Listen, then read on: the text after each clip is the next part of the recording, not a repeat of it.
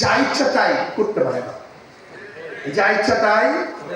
অনেকেই ক্ষমতার জন্য যা ইচ্ছা তাই করতে পারে, কিন্তু ইসলামী আন্দোলন বাংলাদেশ শুধু ক্ষমতার জন্য যা ইচ্ছা তাই করতে পারে না, করবে না। এটা ইবাদত মনে করি।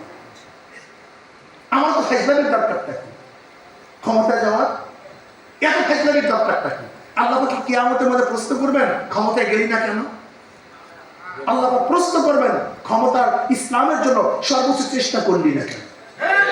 আমাকে দাড়ি কাটতে হবে, টুপি ছাড়তে হবে, প্যান্ট পরতে হবে, শার্ট পরতে হবে, গাঁজা খেতে হবে, সিগারেট পান করতে হবে, নৌকার স্লোগান দিতে হবে, এইটা করতে হবে, সেইটা করতে হবে। এত ফাইজলামি তোমার দরকারটা, এত ফাইজলামির দরকারটা। হ্যাঁ, আমাকে আল্লাহ প্রশ্ন করবে এটা করলি না কেন, ক্ষমতায় গেলি না কেন, এমপি হইলে না কেন, মন্ত্রী হইলে না কেন, চেয়ারে বসলি না কেন? আল্লাহ প্রশ্ন করবেন ইসলাম হুকুমাতের জন্য সর্বোচ্চ চেষ্টা করলি না কেন?